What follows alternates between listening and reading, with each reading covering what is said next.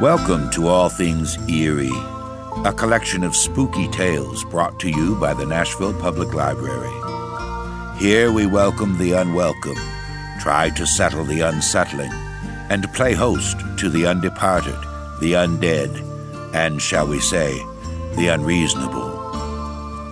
As we enter the land of shadows and uncertainty, the twilight of your imagination, relax while we pull aside the curtain.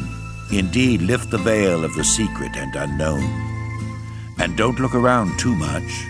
It's bad for the nerves.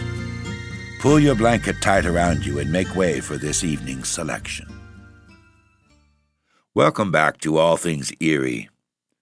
Of all the ghost stories that haunt me presently, and there are many, none are so terrifying to me as those in which the ghost appears in broad daylight, shunning the shadows of dark corridors and the blowing curtains of dimly lit rooms. This evening's story begins with this premise and launches us into an adventure. There are several very good variations of this theme, the daytime visitant from the dark realm, among the stories here on All Things Eerie. Try Afterward by Edith Wharton, or The Trial by Jury by Charles Dickens.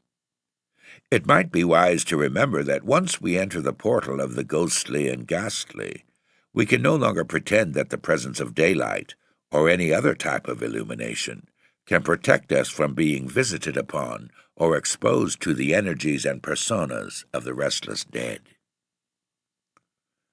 Writing in the second half of the 19th century, when scores of writers in both England and America were playing with the details of ghosts, seances, spiritualism, and hauntings, Jerome K. Jerome gives us tonight a ghost story and presents some of the popular arguments of his time in favor of and opposed to the belief in ghosts. By positing these arguments in the context of our story, the characters spell out for us some of the existing arguments of the time in the course of normal conversation, in a sense, educating us with regard to the popular beliefs of the day. As for Jerome K. Jerome himself, a small museum dedicated to his life and works was opened in 1984 at his birth home in Walsall, England, but it closed in 2008 and the contents were returned to Walsall Museum. So goes fame and achievement in this world, leaving us, if we're lucky, with some choice writings to carry with us into the future. And now, turn down the lights and join us for A Ghost Story by Jerome K. Jerome.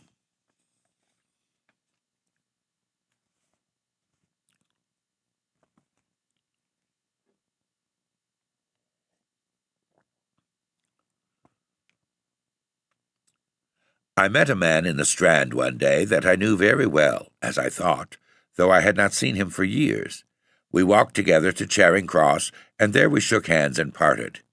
Next morning I spoke of this meeting to a mutual friend, and then I learned, for the first time, that the man had died 6 months before.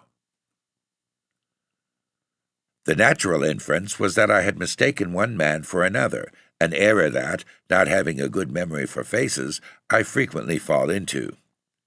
What was remarkable about the matter, however, was that throughout our walk I had conversed with the man under the impression that he was that other dead man, and whether by coincidence or not, his replies had never once suggested to me my mistake. As soon as I finished speaking, Jeffson, who had been listening very thoughtfully, asked me if I believed in spiritualism, quote, to its fullest extent, unquote. That is a rather large question, I answered. What do you mean, spiritualism to its fullest extent? Well, do you believe that the spirits of the dead have not only the power of revisiting this earth at their will, but that, when here, they have the power of action, or rather, of exciting to action? Let me put a definite case. A spiritualist friend of mine, a sensible and by no means imaginative man, once told me that a table, through the medium of which the spirit of a friend had been in the habit of communicating with him, came slowly across the room towards him, of its own accord, one night as he sat alone, and pinioned him against the wall. Now, can any of you believe that, or can't you?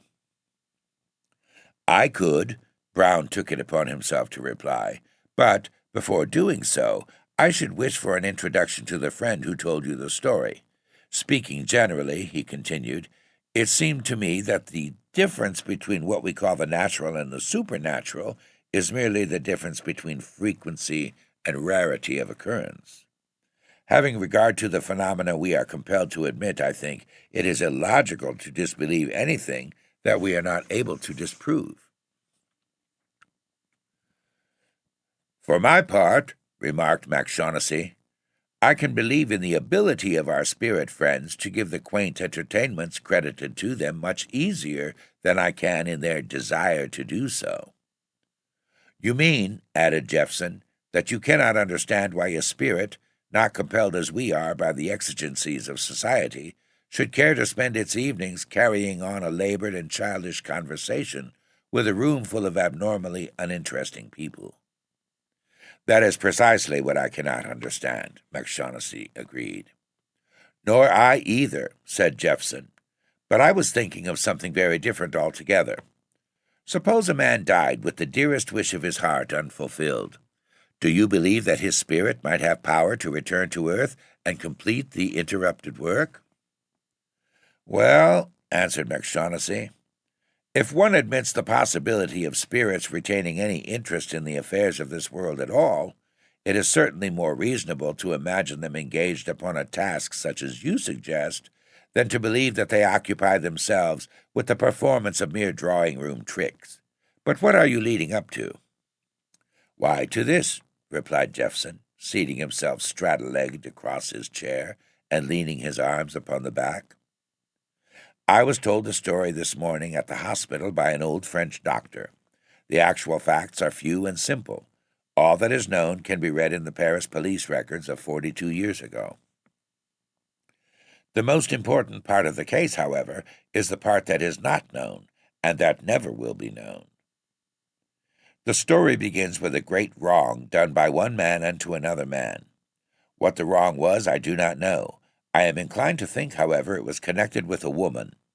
I think that because he who had been wronged hated him, who had wronged him with such a hate as does not often burn in a man's brain unless it be fanned by the memory of a woman's breath. Still, that is only conjecture, and the point is immaterial. The man who had done the wrong fled, and the other man followed him. It became a point-to-point race, the first man having the advantage of a day's start.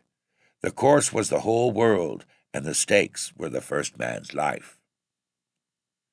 Travelers were few and far between in those days, and this made the trail easy to follow. The first man, never knowing how far or how near the other was behind him, and hoping now and again that he might have baffled him, would rest for a while. The second man, knowing always just how far the first one was before him, never paused, and thus each day the man who was spurred by hate drew nearer to the man who was spurred by fear. At this town, the answer to the never-varied question would be, "At 7 o'clock last evening, monsieur." 18 hours. Give me something to eat, quick, while the horses are being put to. At the next, the calculation would be 16 hours. Passing a lonely chalet, monsieur puts his head out of the window. "How long since a carriage passed this way, with a tall, fair man inside?" "Such a one passed early this morning, monsieur." "Thanks. Drive on. 100 francs apiece if you are through the pass before daybreak." "And what for the dead horses, monsieur?" "Twice their value when living." One day the man who was ridden by fear looked up and saw before him the open door of a cathedral, and passing in, knelt down and prayed. He prayed long and fervently, for men, when they are in sore straits, clutch eagerly at the straws of faith. He prayed that he might be forgiven his sin, and more important still, that he might be pardoned the consequences of his sin, and be delivered from his adversary. And a few chairs from him, facing him, knelt his enemy, praying also. But the second man's prayer, being a thanksgiving merely, was short, so that when the first man raised his eyes, he saw the face of his enemy gazing at him across the chair-tops, with a mocking smile upon it. He made no attempt to rise, but remained kneeling, fascinated by the look of joy that shone out of the other man's eyes. And the other man moved the high-backed chairs one by one and came towards him softly. Then, just as the man who had been wronged stood beside the man who had wronged him, full of gladness that his opportunity had come, there burst forth from the cathedral tower a sudden clash of bells, and the man whose opportunity had come broke his heart and fell back dead, with that mocking smile of his still playing around his mouth. And so he lay there. Then the man who had done the wrong rose up and passed out, praising God. What became of the body of the other man is not known. It was the body of a stranger who had died suddenly in the cathedral. There was none to identify it, none to claim it. Years passed away, and the survivor in the tragedy became a worthy and useful citizen and a noted man of science. In his laboratory were many objects necessary to him in his researches, and prominent among them stood in a certain corner a human skeleton. It was a very old and much mended skeleton, and one day the long-expected end arrived, and it tumbled to pieces. Then it became necessary to purchase another. The man of science visited a dealer he well knew, a little parchment-faced old man who kept a dingy shop where nothing was ever sold within the shadow of the towers of Notre Dame. The little parchment-faced old man had just the very thing that Monsieur wanted, a singularly fine and well-proportioned study. It should be sent round and set up in Monsieur's laboratory that very afternoon. The dealer was as good as his word. When Monsieur entered his laboratory that evening, the thing was in its place. Monsieur seated himself in his high-backed chair and tried to collect his thoughts. But Monsieur's thoughts were unruly and inclined to wander, and to wander always in one direction. Monsieur opened a large volume and commenced to read. He read of a man who had wronged another and fled from him, the other man following. Finding himself reading this, he closed the book angrily and went and stood by the window and looked out.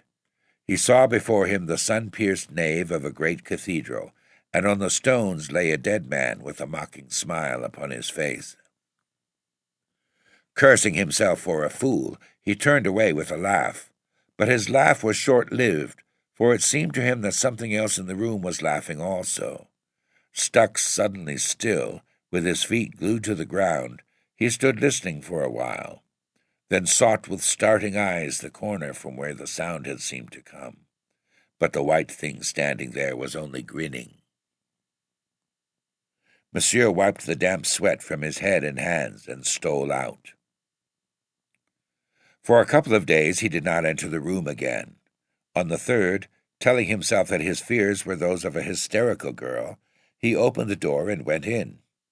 To shame himself, he took his lamp in his hand, and crossing over to the far corner where the skeleton stood, examined it. A set of bones bought for 100 francs. Was he a child to be scared by such a bogey? He held his lamp up in front of the thing's grinning head. The flame of the lamp flickered as though a faint breath had passed over it. The man explained this to himself by saying that the walls of the house were old and cracked, and that the wind might creep in anywhere. He repeated this explanation to himself as he recrossed the room, walking backwards, with his eyes fixed on the thing. When he reached his desk, he sat down and gripped the arms of his chair till his fingers turned white. He tried to work, but the empty sockets in that grinning head seemed to be drawing him towards them. He rose and battled with his inclination to fly screaming from the room. Glancing fearfully about him, his eye fell upon a high screen standing before the door. He dragged it forward and placed it between himself and the thing, so that he could not see it, nor it see him. Then he sat down again to his work.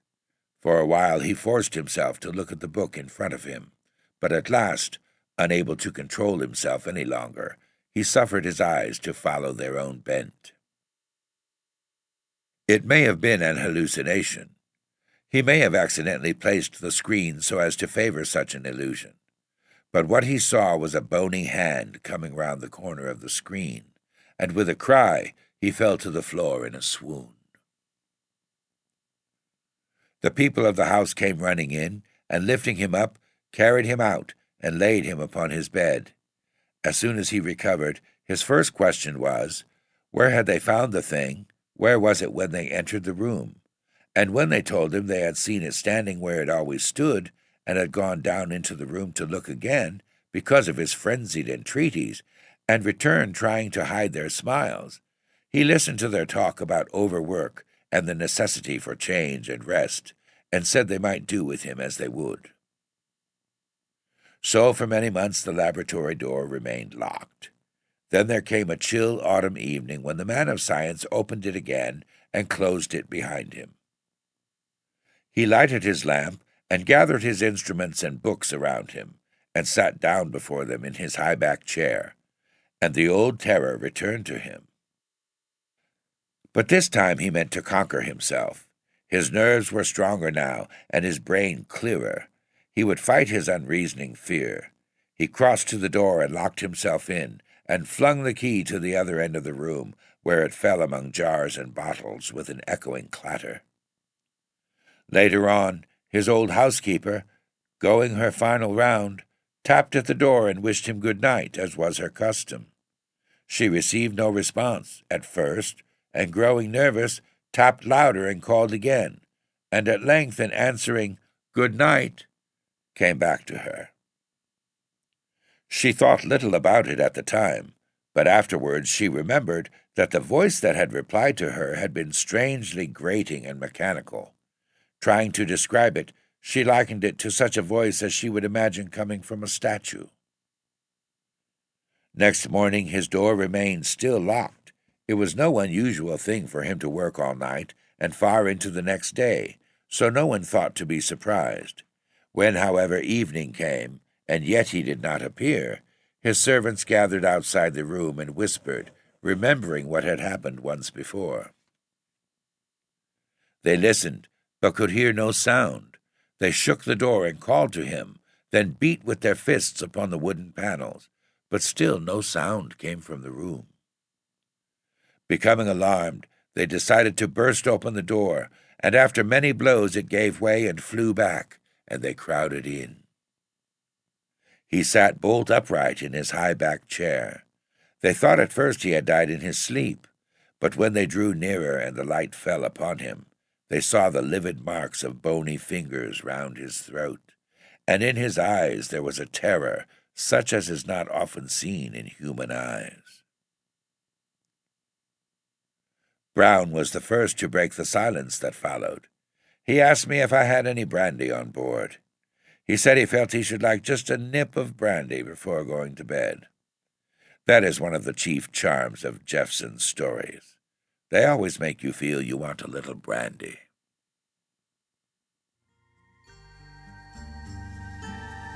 Thanks for being with us and for listening to All Things Eerie. For more shivers, stories, and episodes, visit the Nashville Public Library website at library.nashville.org. Feel free to leave requests or suggestions. Original music for this podcast is by Dawn Northwind and was produced and recorded by Adam Dean. Art design is by Allison Price. NPL studio engineering is by Forrest Eagle. All of whom, with me, send their very best wishes to you for a very good night.